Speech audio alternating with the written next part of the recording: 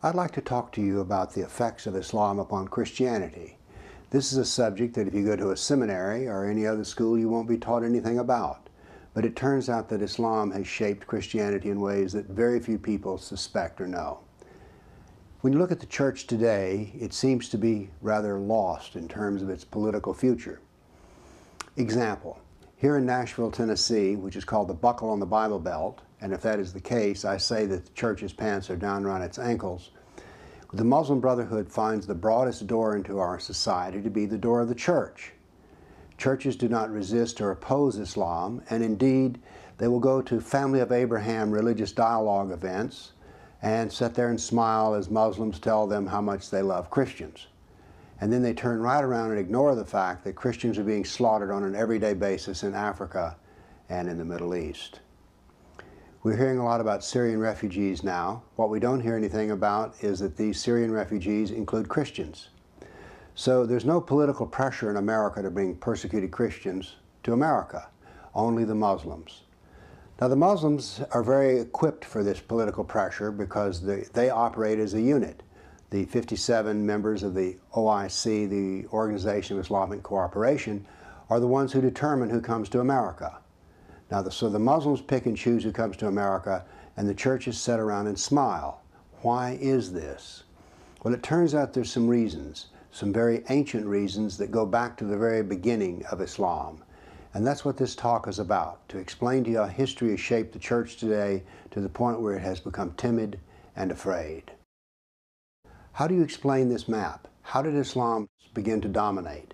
We have to understand that North Africa used to be Christian, Iraq used to be Christian, Persia was half Christian, Egypt. So all of these countries used to be Christian and more, and yet they're not today. How did this happen? Precisely what had to happen for this to take place. This is what we're going to learn in this lecture, because it is the creation of the Islamic lands that is what drives the church today to be what it is, timid, ignorant, and unwilling to learn. Now you've heard it said that the Roman Empire collapsed because of the German tribes that invaded, and then somehow the classical civilization just began to disappear. But we can see here at this time, Rome has collapsed, but that the Byzantine Empire, which is centered in Constantinople and today what we call Turkey, was pulling together a political empire again. This is a map that shows the conquest of Islam 25 years after the death of Muhammad. In the next slide, slide 5, we can once again see the heavy inroads that Islam is making into what was formerly a Christian world. Here we see in this slide how much happened in 100 years. This is an amazing conquest. Let's examine it in a little more detail. This whole talk is based upon recent archaeological work, and in particular a book about the rise of the European economy, in which archaeology is used to bring together history. This is archaeology of beneath the waters of the Mediterranean, archaeology on the land surrounding the Mediterranean, but then also another peculiar kind of archaeology, which is the translation of old documents. So they've been put in a database format. It was this that intrigued me when I read this book, and so I put together, not from the appendix, it had a lot of battles which I'd never heard of, so this was the first part of my battle list. I then went to the web and completed the search and found 548 battles that Islam had fought against the Christian world and the Buddhist world and the Hindu world in the over 1,200 years. Now we're faced with a problem on how do we portray the information of 548 battles. And so I created a concept which I call a dynamic battle map, which allows us to see the spread of Islam as a measure of time. So here we go. The red dots are past battles. The white dots are battles that are being fought in the current period. Now we're going to compress 1,200 years of loss and grief into 2 minutes here. Notice how the spread heads out immediately across the waters of the Mediterranean. Usually when we think of jihad in the classical days, we think of desert fighting. But here we can see that Islam has mastered the art of naval warfare and is using the Mediterranean to apply force throughout all of Europe. there's going to be some 200 battles fought in Spain alone.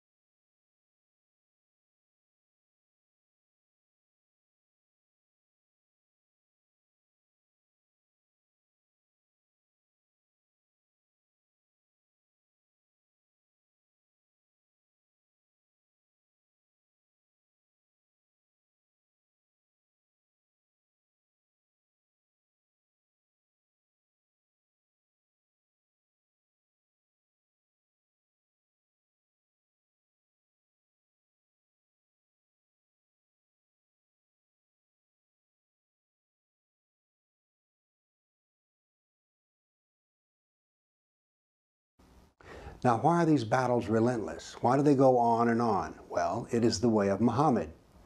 In the last 9 years of his life, Muhammad was involved in 100 different jihad events, and we can see how this constant ongoing jihad was part of the effort that brought down classical civilization.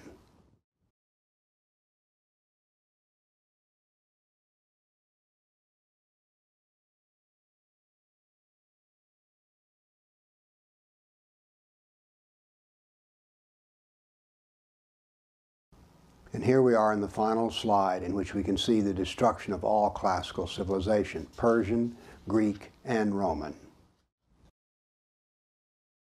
Now then, this dynamic battle map has showed you the quantity of warfare, but now then I would like to give you the quality of warfare. So here's what we're going to do. I've put together slides which contain, as it were, the newspaper headlines. Of course, there were no newspapers then, but we can think of them as the headlines in the media of the day. We start off in the 7th century. We have the destruction of the Jazima tribe by Khalid. Then we have the Khalid at the Battle of Oasis, Iraq, where many Christians were destroyed. We have the episode of his rapes. And then we have the episode of Umar's conquest of Jerusalem, which made Christians and Jews dhimmis. Now, there's one of these, Khalid, the sword of Allah. There's one of these rapes that I want to tell you about in detail because it illustrates the fact that rape was to become, as it had been in Muhammad's day, an ongoing constant of jihad. After the battle, the chieftain of the losing side was brought in front of Khalid and his head was cut off, and the blood was allowed to soak into the ground. He then brought forth the captain's, or the chieftain's wife, and he raped her on the ground, had held the blood of her husband. Now before this, there had been at the Battle of Oasis that Khalid brought forth every defeated and captured soldier, put him in a dry stream bed, and cut off their heads. It was said they cut off heads until blood actually ran down the dry stream bed. Here Islam has turned to the east, and there's an attack on Hindustan. 26,000 Hindus are slaughtered. In Armenia, the nobles are herded into a church and burned, and in Ephesus, 7,000 Greeks were enslaved. Now you will notice here that this slide says Golden Age. Keep up with this, because as you will see, the Golden Age was not so golden. Indeed, it was marked by the fact that Kafirs, non-Muslims, suffered in an ongoing way. The 9th century Golden Age. The Caliph ordered all new churches destroyed. In Amorium, there were massive enslavement of Greeks. And then, in the 9th century, under the Golden Age, the Egyptian Christians, the Copts, revolted over the jizya. Now, the jizya was the dhimmi tax. Now, Muslims actually have the gall to say that the Christians were delighted when they invaded Egypt. But isn't it odd that these same people who are so delighted are now having a riot over the payment of excessive taxation? 10th century, it's still the Golden Age. In Thessalonica, 22,000 Christians are enslaved. In Seville, Spain, Christians are massacred. 30,000 churches are destroyed in Egypt and Syria. In the 11th century, and we're still in the Golden Age, 6,000 Jews in Morocco are killed, hundreds of Jews in Cordoba are killed, 4,000 Jews of Granada are killed, and in Georgia and Armenia they were invaded. In Hindustan, 15,000 were killed with 500,000 enslaved. Now notice this is still in the Golden Age. Moving to the next century, in Yemen, Jews are offered conversion or death. The Christians of Granada were deported to Morocco, and in India, many cities were destroyed and they were offered to convert or die. In one town alone, 20,000 Hindus are enslaved. 13th century, still the Golden Age. In India, 50,000 Hindu slaves are freed by conversion. These men, these Hindus, were able to gather their freedom only by converting to Islam first.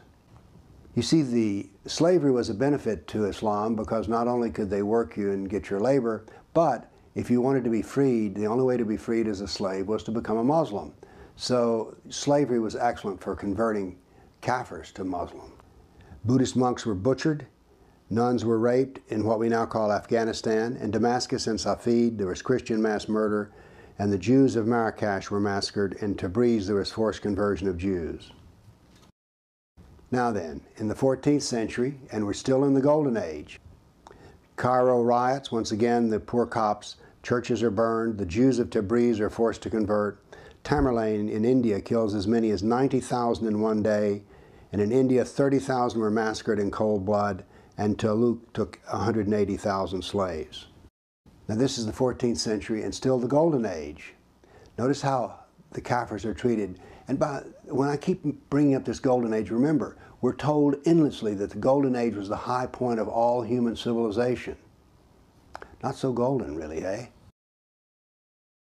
Tamerlane in India devastates 700 villages. Tamerlane annihilated Nestorian and Jacobite Christians, and after 700 years of attacks, Islam captures and destroys Constantinople. Now, we're beginning to see here one of the effects of Islam. You've probably never heard of the Nestorian Church, nor have you heard of the Jacobite Church. Yet these were ancient churches in the Middle East, and they were now annihilated and destroyed by Islam. Islam is going to totally change Christianity. 17th century. The Jews of Yemen and Persia are forced to convert. Forced conversions of Greek Christians to Islam, and in Persia the Zoroastrian persecution is increased, and in India 600,000 Hindus are killed by Aurangzeb. Now before we move on to the 18th century, I want to mention to you about Zoroastrianism. Zoroastrianism is a culture and a religion that has never gotten a fair shake in history, but it is about to be destroyed and annihilated within Persia. In the 18th century, Zoroastrian persecution was intense. The Jews of Jeddah and Arabia were expelled, the Jews of Morocco were massacred, and the Hindu persecution continues. Forced conversion of Jews in Iran, this is in the 19th century. Jews of Baghdad are massacred. Nearly 250,000 Armenian Christians are slaughtered in Turkey. This is in the 19th century. And now then the Zoroastrians are completely annihilated.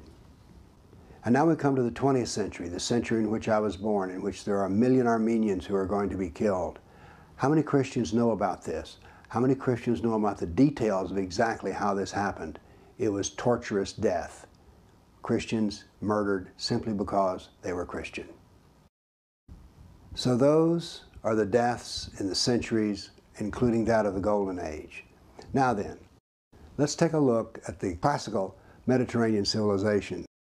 One of the things we have to do here is to point out that the Mediterranean was the center of civilization in the classical period.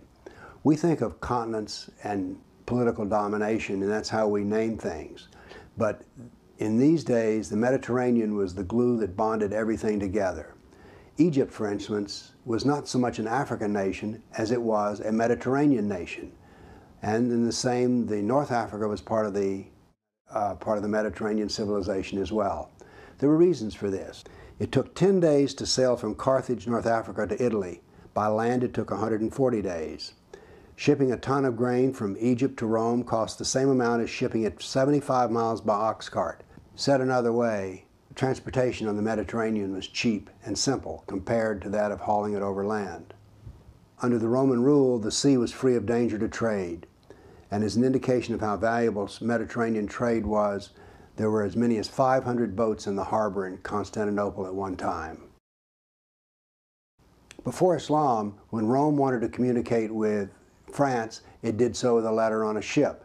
However, after the Mediterranean became a dangerous place to be on a ship if you were a kafir, they instead sent it over the Alps.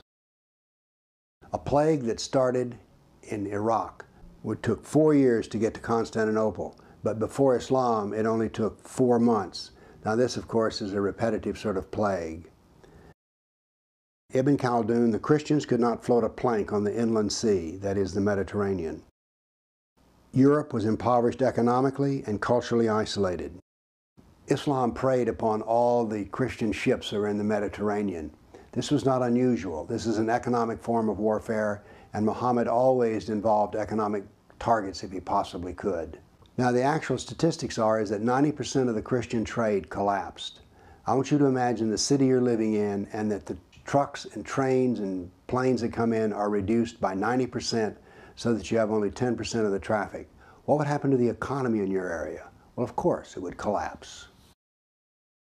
We've all heard of the Dark Ages, and they're sort of mysterious as to why they existed. It's just sort of like Europeans suddenly lost the ability to read and write. But what we have is there are 3 Dark Ages. There's the Dark Age in Europe, a Dark Age in Byzantine or Asia Minor, or what we call Turkey today, and then another Dark Age in North Africa. So there are 3 Dark Ages, which is a clue because there's a common cause. Here we see a picture of an architectural ruin in North Africa. In Rome, the Roman buildings were slowly harvested of their marble. That is, people lived there and they used the ancient Roman structures for a source of new marble. But the invasion of North Africa was so rapid and so severe that the people were slaughtered to the degree where there was no one around to take and use the ancient buildings, and so therefore they were preserved. This process of invasion of North Africa created the desert that we now know in North Africa. Before Islam, there was farming done by the Christians in North Africa. But when Islam invaded, they were not farmers, they raised sheep and goats. They grazed on the Christian fields because they could, and this destroyed the grass and crops, because goats in particular will do this. But it's more than that. Since the invading Muslims were not big on farming, they really didn't help to maintain the irrigation system. This process of desertification was so intense that there's a layer of silt in the harbors in North Africa. This layer of silt comes from the erosion produced by the devastation of Islam invading North Africa. Since 90% of the economy was destroyed, what economy was left? Well, it was the economy of furs, lumber, swords, and slaves. This is pretty bare bones living, and this is not something that people want to brag about. That is, Christians are not wanting to brag about the fact that their ancestors were forced to crude trade and including that of human life. But this was the necessity of the Dark Ages produced by Islamic invasion. The establishment says that the loss of civilization in Europe had nothing to do with Islam at all. It was those Romans who were invaded by the German tribes. But you know, the German tribes wanted to become Roman. They weren't there to destroy Rome. The establishment also tells us that Islam was a force for good because of its golden age and how it preserved Greek and Roman learning. Question, why do they need to preserve it? Oh, that's right, they destroyed so much in Europe that they were not even capable of preserving their own writings. So that which is viewed as a plus of Islam, actually what we're looking at is a destructive force. The data shows us that the collapse of European civilization and the production of the Dark Ages was caused by Islam. This is a radical new way of thinking. Classical civilization of the Greeks and Romans was annihilated by jihad and replaced by Islamic civilization. Christianity was forever changed. I now want to talk to you about another misunderstood aspect of European history, and that is the Crusades. In America, the Crusades tend to be presented as rich French and European knights who decided to invade the Middle East for the purpose of power and money. But that is not the case at all. Islam had destroyed 30,000 churches under one caliph. Christians and Jews under Islamic rule were dhimmis, that is, they were semi-slaves. We'll talk about that more later. And many, many instances of brutality against Christians, including rape. Christians were leaving the Middle East, and the Byzantine emperor pled for help to the Pope. Now this is the world that the Pope and Europeans looked out to see. All the invasion, which is now Islam is the green area, and all the battles that have been fought up to now. So it was possible, if you were sitting in Rome, to imagine that all of Christianity would disappear, and so therefore the Crusades were called. Now then, I want to make a direct comparison between the battles of the Crusades in this next slideshow, and this is done in the same time frame. Every tick of the clock is a 20-year period.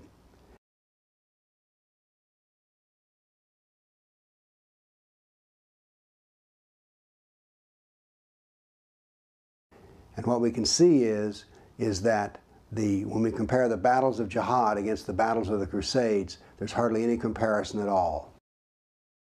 The Crusades were defensive and lasted 300 years, and they ended 800 years ago.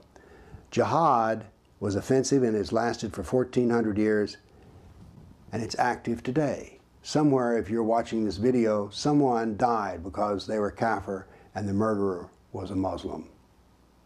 Now, so therefore, is this actually moral equivalence? I don't think so at all. Now, the history taught in our establishment university says that Islam was nothing but a force for good, that indeed it produced two golden ages, a golden age in Baghdad and a golden age in Spain, or as they prefer to call it, Andalus. Here, let's take a look at this dynamic battle map of what is happening to Spain, which was a Christian nation. First off, you need to know that there were roughly 200 battles fought in Spain, and these were all defensive because the Muslims had invaded in the year 711. So, how golden is this? Not so much, I think. At least that much warfare. The other thing you have to ask yourself the question is, if being under the rule of Muslims in Spain was so wonderful, why is it that the Christians fought for 700 years to throw them out? Just ask yourself that question. Could it have been that good?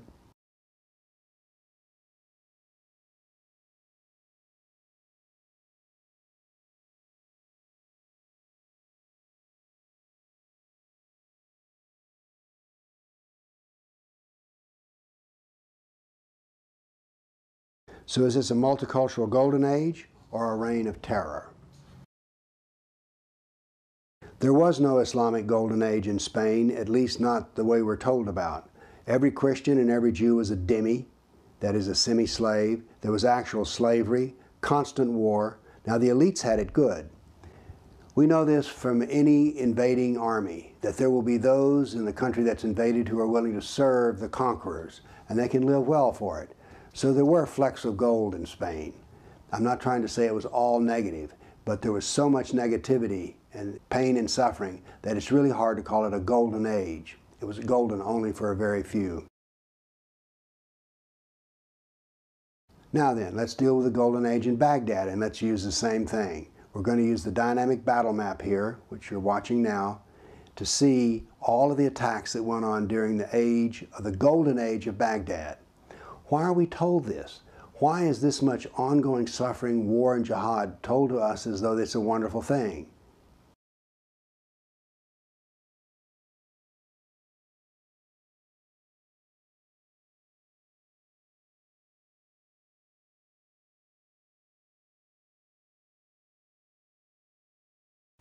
And by the way, notice that most of this is directed to the Christians. Now we have to hand the Muslims this. They also attack the Hindus and the Buddhists as well.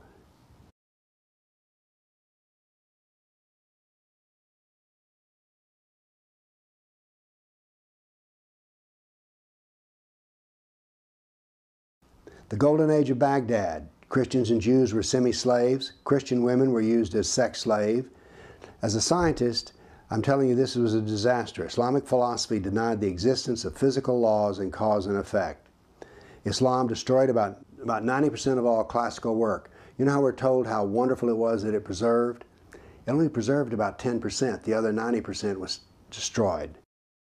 And all of that translation work that we hear about, that was all done by Christians and Jews. And here we see the Islamic world today and how it came about.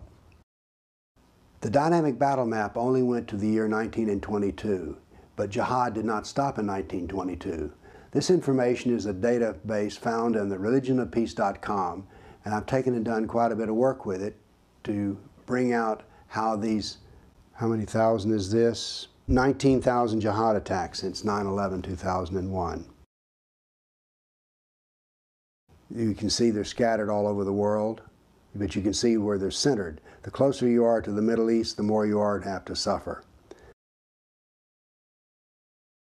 Here we have a plot of jihad attacks versus time, and we notice it ebbs and flows. But there's something of interest here. Notice that there's about twice as many jihad attacks against other Muslims as there are against Christians, Buddhists, Jews, and atheists. Now, why is this? Well, you see there's two kinds of jihad. There's jihad against the kafir, and then there's jihad of purification. When the first caliph came about, Abu Bakr, the first thing he did was to declare war against the apostates, the people who wanted to leave Islam. Or they were hypocrites. They were not strong Muslims. So therefore, there's a kind of jihad which I call the jihad of purification, and that's what we're seeing here. So for every kafir that dies, 2 Muslims have died ever since 9/11. We can see that jihad is relentless. It's against kafirs and impure Muslims, and jihad will adapt, but it will always be there. So I took the top 4 countries and plotted them up here. They're Israel, India, Thailand, and the Philippines. But, although these were the top 4 countries, we need to go to the next slide to see the jihad attacks per 100 people. This means that we can compare India to Israel. But notice here what we find. We find that we have Jews, Buddhists, Christians, and Hindus who are all being attacked. Therefore, the jihad is not just against the Christians, but against all religions. Now, by the way, there's bad news for people who are secularist or atheist and think, well, we're not involved in all this business of jihad. Well, it turns out the doctrine of jihad is harder on the atheists than it is on Christians or Jews. So much for that. The religion of peace, which, by the way, seems to be a term coined by George Bush. All of this data, 548 battles, 19,000 jihad attacks, all follows the doctrine of jihad. I've counted in the 1400 years of Islam that there are 12 decades in 1400 years that are jihad-free. Said another way, we could say that Islam is 91% violence and 9% peace. So if you say Islam is a religion of peace, as George Bush did, you get a score of 9. Now, if you're in my class, and I was a college professor, if you make 9 on a quiz that's 100 points, you fail. So George Bush, you fail. Islam is not the religion of peace. Well, or at least it's 91% wrong. Constant violence is normal. Why is this? We see that all of Islam is founded on Quran, Sirah, Hadith. Now, the Quran everyone has heard about, even if they haven't read it. The Sirah is the biography of Muhammad, and the Hadith are his traditions. Muhammad is important because 91 verses in the Quran say that every Muslim is to imitate Muhammad in every detail. So therefore, the biography and words of Muhammad are all sacred text. What we can see here is that Islam is this much Allah, 14%, and this much Muhammad, 86%. So this is the doctrine of Islam, these 3 books. We see here the amount of text devoted to the kafir. Basically 51% of the doctrine of Islam is concerned with the kafir. What this means is Islam is primarily a political ideology, not a religion. Here's how much is devoted to the concept of jihad. And we can see that all 3 texts, Quran, Sirah, and Hadith, all address jihad, and by quite a bit. 31% of the total doctrine is jihad. Now, how important was jihad in Muhammad's day? Well, here we have a growth curve of Muhammad's success, and he preached the religion for 13 years in Mecca and persuaded 150 Muslims to become Arab. He went to Medina, where he averaged an event of jihad once a month for the last 9 years of his life, and this was very successful. When he died, every Arab on the Arabian Peninsula was a Muslim. So what we see here was religion of Islam was not successful, but jihad was overwhelmingly successful.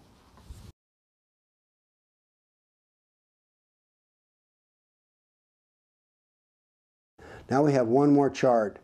Notice we have something here. I call this the law of Islamic saturation. This is in Turkey. Turkey, when Islam invaded, was Christian. Today it is only 0.3% Christian. This is what I call Islamic saturation. Notice that this curve takes centuries to fulfill, but in the end, once Islam is invaded, Christianity, whatever religion is there, Buddhist or Hindu, will all disappear, and it will all become Islamic. It just takes time, it takes centuries, but it always ends this way. It's interesting, but I'm the first person who's ever asked this question. How many people died in the jihad over 1,400 years? Well, these figures are approximate, but we can see here in this table I call the tiers of jihad, we have 60 million Christians, 80 million Hindus, 10 million Buddhists, and 120 million Africans. And this does not include the Zoroastrians. This is what I call the tiers of jihad. Now, why is it that Christians don't teach themselves that 60 million of them died under jihad? Why is this information almost forbidden to be known? I say that doctrine drives history, and that history shows the true nature of political Islam. Political Islam is the enemy of all Kafir civilizations, and that political Islam is permanent and unchanging. There are three great pivots to Christianity in which massive changes took place. Once it became a Roman religion, then we have the invasion of Islam, and then we have the Protestant Reformation in Europe. These are the three great pivots. Unfortunately, Islam is not taught that I know of in any school as being one of the great changers of Christianity. Islam subjugated the very heart of Christianity, the Holy Land, and they annihilated different forms of Christianity. Islam annihilated central government by jihad. This meant that the Catholic Church was the only European organization left to educate and administrate across borders. Islam produced a politicized Catholic Church. This, once again, is not very well recognized. Now let's see some other changes that Islam brought about. In the year 632, Islam had no images.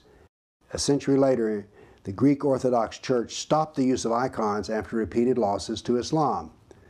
The reasoning went like this: we're losing, we're doing something wrong, the Muslims forbid images, we'll forbid images too to see if that will help us. Witches and demons, early 11th century.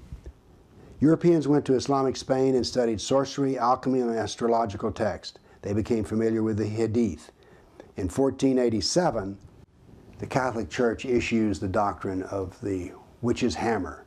So where did the Christians learn about witchcraft and all of these things? Well, they learned it from the Muslims in Spain. Now then, mass killing of Jews. In the year 624, there was mass murder of Jews by Muhammad. In 1011, mass murder in Cordoba by Islam. In 1033, mass murder in Fez by Islam. And then after that, 1096, there was mass murder in Germany by Christians.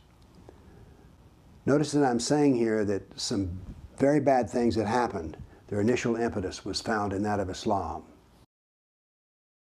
The doctrine of war. In the year 623, the jihad doctrine came about in Medina. In the year 650, Christians introduced holy war ideas, but it was not until the year 1063 that the Catholic doctrine of holy war was finalized. In the early 7th century, apostasy and heresy were made capital crimes in Islam. In the early 12th century, apostasy and heresy became capital crimes in Christianity. Then we have the Inquisition. The first Islamic Inquisition was in the early 12th century. The Catholic Inquisition was in the late 12th century. What I'm saying here is that Islam influenced a greatly battered church in Europe. Now, let's see Islam in America today. Here in Nashville, Tennessee, liberal Christians love to go to Family of Abraham dialogues, in which they are told that Muslims, Christians, and Jews are all members of the family of Abraham, and they're all basically brothers and sisters. We find that there's professional ignorance by church leaders. You cannot imagine how ignorant Christians are about the doctrine of Islam here in Nashville. And by the way, they'll do everything they can to praise Islam. We have the movement of Chrislam, in which there are now Bibles being produced in which nothing that would offend Islam is being published. That is, there are Christians who are willing to Islamicize the church and then declare happiness and peace. You'll find Christians who will actually say, well, Christians and Muslims all worship the same God. Really? Anyone who's read the Quran who could say that? Well, of course, they've not really read the Quran. Either that or they're cowards and know the truth and are not willing to speak it. The establishment Christians are apologists. If it's at a university, they don't teach the truth of the destruction of the church by Islam. ISNA is the Muslim Brotherhood organization. These are partners with ISNA. You can read them here: Evangelical Lutheran Church, Presbyterian Church USA, Union for Reform Judaism, U.S. Conference of Catholic Bishops, United Methodist Church, and Unitarian Universalist Association. This comes from ISNA's website. What about our own intellectual history? Slide 76. For 1400 years we never used Muslim or Islam. They're called Arabs, Turks, Moors, Al-Qaeda, Asian, or Saracen, but never Muslim. The other thing that's odd about our intellectual history is there's no common knowledge. The knowledge of Islam has always been by specialists. I mean, who do you know that's an expert on Islam? And yet I'll bet you know some who's a professional accountant, surgeon, dentist, lawyer. But how come we don't know anyone who really knows about Islam? Have you noticed how little there is to be known amongst people? For 1400 years we've refused to study Islam. Why don't our schools teach Muhammad and the history of jihad? How come Islam is always portrayed as the wonderful golden age of Islam, which preserved all learning and was the high point of civilization? Why is this? Why have we remained ignorant, and why are we still suffering? Now, the modern denial is, well, PC sensitivity, and people are afraid of being called a bigot, and then there are those who are just afraid of being harmed. Well, let's say we accept those as true. What about the previous 1300 years? There was no political correctness then. But we are no more critical of Islam today than we were yesterday. So why is this? My wife and I used to talk about this, and one night I said, you know, the church has become like an abused wife. And my wife went in and did some research and came up with the YWCA Handbook of Rape and Sexual Abuse. It's a counseling handbook. And we went through all the points and notice how well these display the mind of the Christian today. The traumatized mind. Kafirs accept violence and threats from Islam without protest. We deny the suffering caused by political Islam and accept political Sharia. Violent molestation causes denial. The victim denies the attacks. The media reports very little about jihad and never connects the dots, and the churches deny the suffering of Christians. To me, this is one of the most tragic. Fear is the tool that the abuser uses to control the victims. Today, we're always afraid about what Islam will do, and this particular slide was put together when there was an amateur video made, and it created a riot in North Africa. Guilt. The victim finds a way to blame himself or herself. This manifests in the form of, well, we just haven't treated the Muslims well enough. If we'll treat them well, they'll be kind and generous to us. Branded. The victim does not want others to find out. What church today brags about the fact that Christian women have been made sex slaves? None. We cover up the damage done by Islam in order not to face it. The victim feels shamed and the abuse is hard to talk about. Well, how much do Christians want to talk about this dreadful slaughter over the centuries? Well, not at all, actually. Anger. The anger turns inward. Have you noticed since 9/11 here in America how politics has become personally vicious? People no longer talk about so much about ideas, but assassinate character. And this is what it's done, for instance, for me. No one says that I'm wrong, they just say I'm a bigot and a hater and Islamophobe. American politics has been changed by the introduction of Islam. Now we have powerlessness. Things will not get better.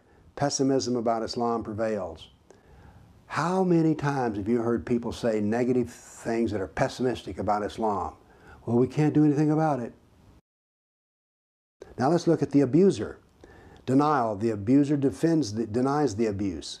For instance, Turkey absolutely denies the Armenian genocide. Inadequacy. Abusers are arrogant and overly self-confident. Trust me with this one. If you deal with Muslims, you'll discover that Islam is perfect. It is never wrong. It has never made a single mistake. Everything with Islam is just hunky-dory and fabulous. Domination. While the very word Islam means submission, and the abuser expects submission on the part of the abused, the kafir. For instance, when the Muslims went to the auditoriums at Georgetown University and told them that they didn't like the crosses in the auditorium, they expected Georgetown to do exactly what it did, which was to take them down and to cover them up. They expect it because that's what they're used to getting. Christians just don't push back against Muslims, so anything they ask to do, it happens. Manipulation. The abuser wants to make the victim feel guilty. Notice after every jihad attack, the Muslims say, oh, we're concerned about blowback. Oh, we're concerned now about people hating Muslims because Muslims have killed them. Really? After 1,400 years of jihad, brutality, enslavement, theft, deception, rape, annihilation, and insults, the kafir mind and the mind of the Christian has become identical with that of an abused victim. This has to change, or Christianity will be completely annihilated. You don't think so? Well, what happened to Christianity in Iraq? What happened to Christianity in North Africa? What happened to Christianity in Turkey? It'll all go. The plan is underway. Islam is here. Conclusion. Christians must face their shameful, brutal, degrading history under Islam. We must face our fears. Some things have to change. One of these is Christians must learn to stand up for the persecuted Christians. Right now we're getting Muslims to come to America who are, they say, refugees from Syria. Where are the Christians? Why are we bringing in Muslims before we do Christians? Well, I'll tell you why. Because the churches don't raise a stink about it. Every candidate who runs for office, whether it's dog catcher or president, needs to be asked, what are you going to do about keeping the persecuted Christians out of America? We seem to have a home for every Muslim who wants to come here. When will we find a home for the persecuted church? This has to change. Something else that churches have to do. Some Christians who are not predisposed towards acquiescing to Islam need to go to events like Family of Abraham events and stand up and ask difficult questions of the Muslims. Don't just smile and believe everything they say. Changes have to come about. Christians have to educate themselves as to how the church has been brutally transformed by Islam. Christians have a lot of work to do, and it evolves around education. For instance, another thing that Christians have to face is that the Great Commission is not being used against Muslims much here in America. Christians need to learn how to apply the Great Commission to Muslims. And it doesn't start with preaching Jesus or the Gospels. Here's why. It doesn't work very well because you see, every Muslim has already heard about Jesus because Jesus is in his Quran. And Jesus is not the Jesus of the Christian. So when Christians start talking to Muslims about Jesus, the Muslims are like, he wasn't even the final prophet. And he was just a prophet, that's all he was. The Gospels, well, the Gospels are corrupt because you see the Christians corrupted them because originally Jesus' main purpose was to prophesy the coming of Muhammad. Christians have to understand that to convert a Muslim, you must first take away his Muhammad and you must take away his Quran. Now, I don't mean reach and grab them, but I do mean that you have to become skillful in taking them away by telling a Muslim what he is in those books, because they don't understand that. I have a book written by edited by Ibn Warwick, and it's called Leaving Islam. In almost every case, the Muslim left Islam because of when they found out who Muhammad was and who Allah was. So the churches have a lot of work to do, and if they're to become skillful, they have to master the knowledge of the Quran, the Sirah, and the Hadith. Christians have to tend to their own. Christian women have to be told what a Sharia marriage is, and so if you're going to date a Muslim, here's what's going to happen. Another thing that needs to happen is this, is that the churches must learn what the word dawah, D-A-W-A-H, means. Because you see, Christian teenagers are being converted by Muslims because they have a way to do it. It's called dawah. You can buy books on how to convert Christians. So the churches must wise up and toughen up and smarten up, because if we do not, what happened in Turkey will happen here in America. Oh, it can't happen in America. Really? Thank you for listening.